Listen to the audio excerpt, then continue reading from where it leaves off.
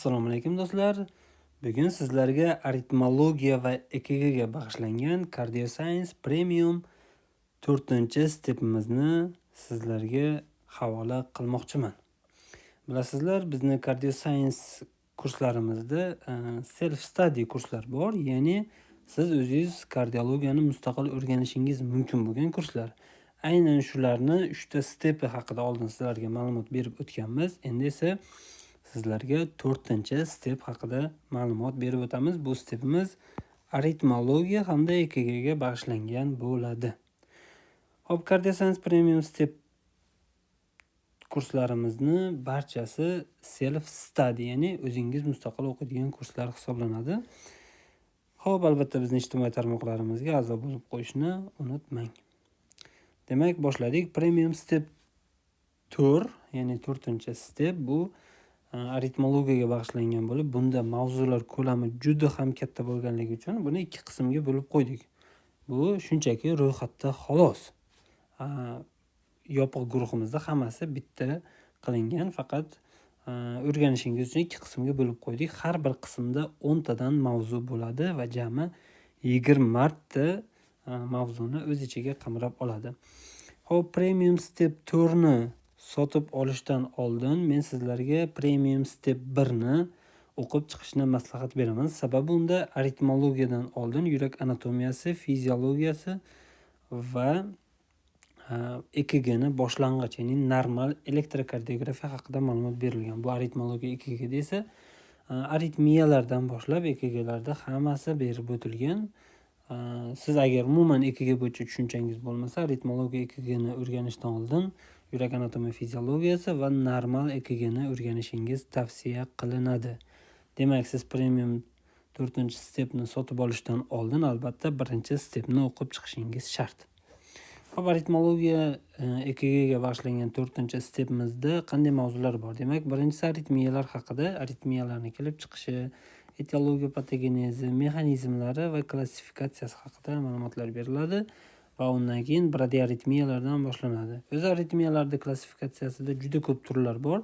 Biz aritmiyalarni bradiaritmiyalar va taxiaritmiyalarga bo'lgan holatda o'rganishni tavsiya qildik va shu yo'nalish bo'yicha boshladik. Demak, bradiaritmiyalarning birinchi sabablari, klinikasi, diagnostikasi, EKG va Holter tekshiruvi haqida bo'ladi. Keyin elektrofiziologik test, stress testlar va laborator tekshiruv usullari bo'ladi. Undan keyin esa bradiaritmiyalarni davolash usullari, ya'ni aritmologiya bo'yicha barcha ma'lumotlar bor. Keyin albatta bradiaritmiyalarda asosiy davolash usuli bu kardiostimulyatorlar bo'lganligi uchun ular haqida ham polniy ma'lumot berib o'tamiz.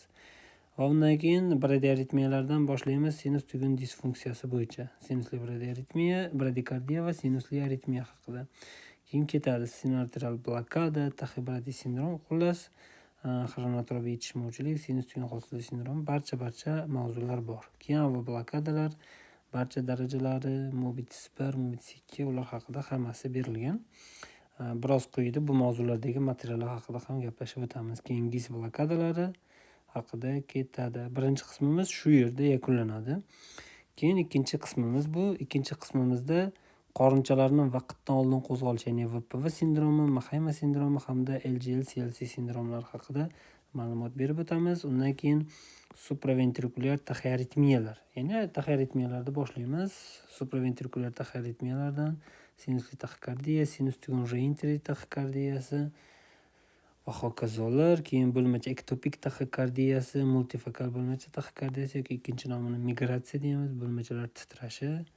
Keyin fibrillatsiya bo'yicha 2 ta video darslik qildik, chunki bu juda katta mavzu va bunda biz 2024-yilda chiqqan Yevropa kardiologlar jamiyatini bo'lmacha fibrillatsiyasini davolash bo'yicha maxsus atrial fibrillation care modeli bo'yicha davolash taktikalari barchasi haqida ma'lumot berib o'tganmiz. Mana bo'lmacha fibrillatsiyasida model, insult va tromboemboliyani oldini olish, puls va ritm nazorati bo'yicha ketadi.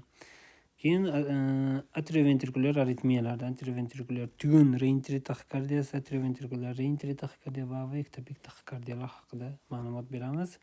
Keyin qorinchalar aritmiyalari boshlanadi. Ularda klassifikatsiyasi, turlari, ekstra sistoliyalar bo'yicha, monomorf qorincha taxikardiyalardan idiopatik, fasikulyar va ishemik qorincha taxikardiyalari. Bu ishemik deganda bu yerda kardiosklerozdan keyingi, ya'ni infarktdan keyingi kardiosklerozdagi qorincha aritmiyasi, undan keyin ishemik, ya'ni o'tkir miokard infarktidagi aritmiya, Brugada sindromidagi qorinchalar aritmiyasi, katexilaminergiya qorinchalar aritmiyasi, digoxin toksikasidagi qorinchalar aritmiyasi, tarsadi deb point deb nomlangan qorinchalar aritmiyalari haqida ma'lumot ketadi. Keyin esa ularni differensial diagnostikasi bo'yicha barcha ma'lumotlar, davolash va IKD implantatsiyasi bo'yicha ma'lumotlar ketadi. Keyin esa gipertrofiyalar, Brugada sindromi, Vellen sindromi, Long-Qutb sindromi, elektrolitlar muvozanatini buzilishi bo'yicha barcha ma'lumotlar ketadi. Bu CardioScience Premium Step 4 ni ma'lumotlar bazasi edi. Endi sizlarga baza haqida Telegram kanaldagi ma'lumotlarni ko'rsatib o'taman. Xo'p, do'stlar, mana bu Premium Step 4imiz hisoblanadi. Demak, shu Premium Step 4 bo'yicha sizlarga ma'lumot berib o'taman. Xo'p, bu yerda ko'radiganingiz birinchi o'rinda mana bu birinchi qism, bu yerda mana birinchi qism mavzular ro'yxati oxirida shunday guruhga bu yerda mana Premium 3 bo'lsa, Premium 4 ga kirganingizda oxirida mavzular ro'yxati turadi. Tepada qadab qo'yganmiz buni.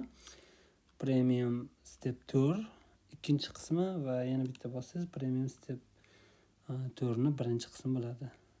Birinchi mavzuga o'taman, mana aritmiyalar haqida.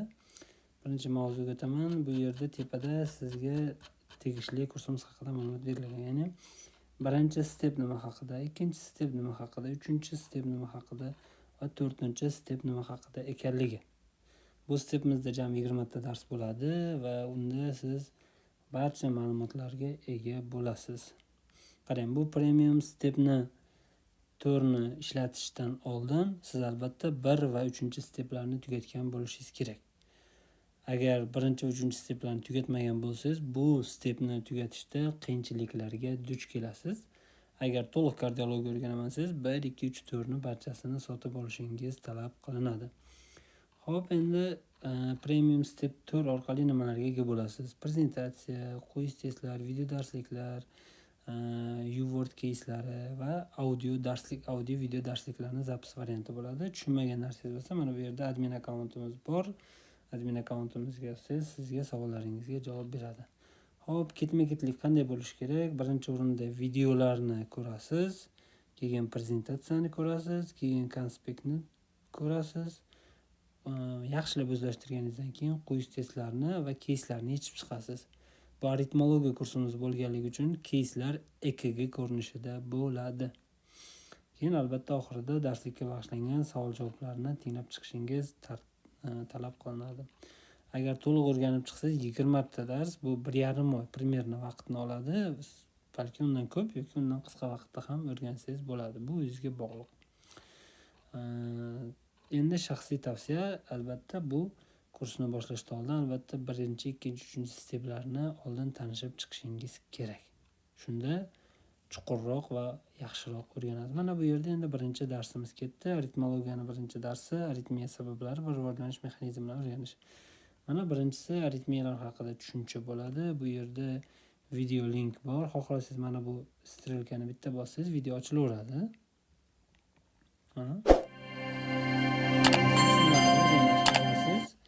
Mana bu yerda YouTube linkimiz bor. Buni bossangiz to'g'ridan-to'g'ri YouTube'ga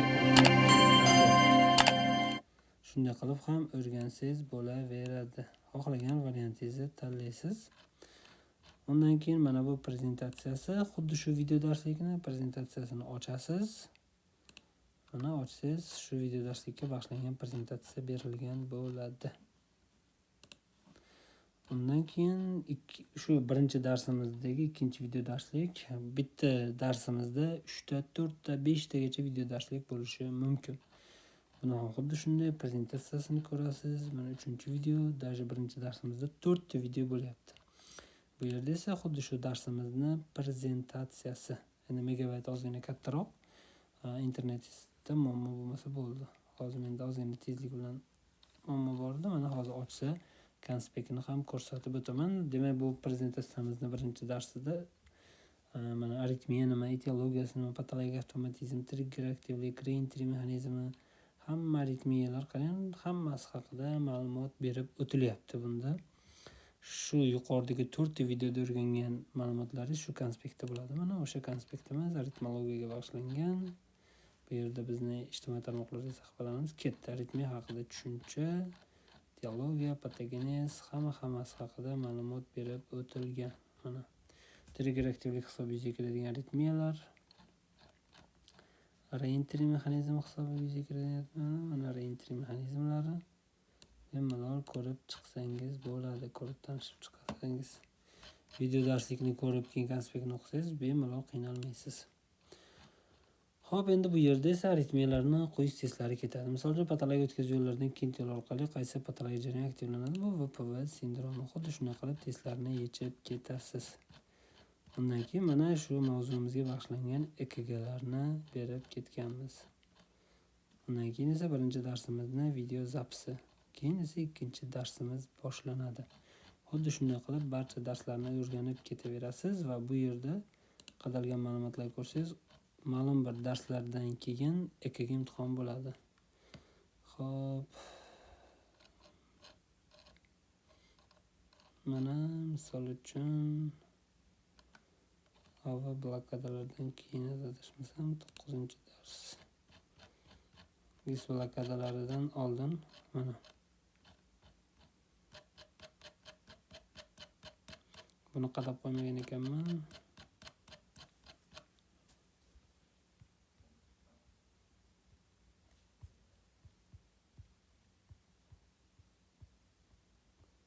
EKGlar. Mana birinchi EKG imtihonimiz mana shu yerda ketadi. EKG imtihonimizga xohlagan vaqtingizda yetsangiz bo'ladi. Jami 10 ta EKG dan iborat bo'ladi. Buni ichini ochib chiqsangiz, bu yerda tayyor EKGlar berilgan. Shu EKGlarni siz ishlab chiqishingiz kerak. Jami 10 ta EKG, har bitta EKGga o'zingiz uchun vaqt qo'yib olasiz. 10 minutdan vaqt qilib. Mana birinchi EKG imtihonimiz. Bu yerda EKG va tepada nimalar yozishingiz kerakligi. Mana ko'rishingiz mumkin. Keyingi EKGlar, hamma EKGlar shu yerda berilgan. Ko'rib, tahlil qilib o'rganib chiqasiz. Undan keyin esa bu yerda shu EKG imtihonimizni video darsligi va uni tahlil qilingan prezentatsiyasi berilgan.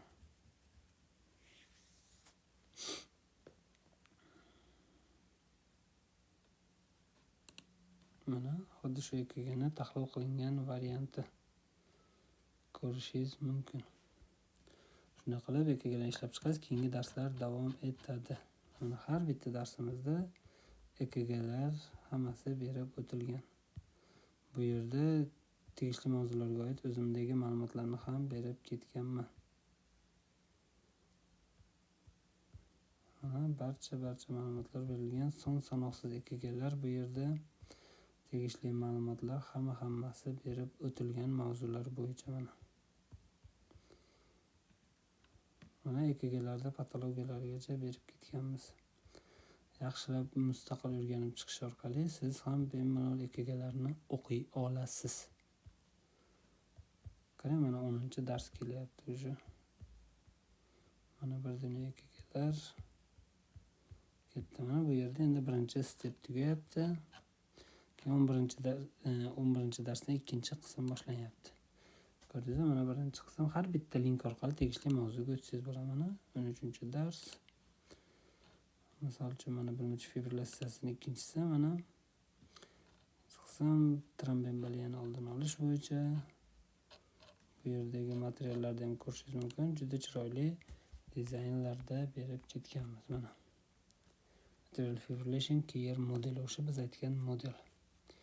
Mana barcha ma'lumotlar sifatli ko'rinishda berilgan.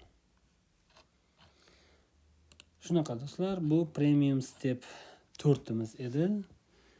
Premium step 4imizga a'zo bo'ling va tegishli EKG ma'lumotlar, aritmologiyaga oid hamma ma'lumotlarni olishingiz mumkin bo'ladi. Sog' bo'linglar, salomat bo'linglar. Videolarga like bosib qo'yishni va kanalimizga obuna bo'lishni unutmang.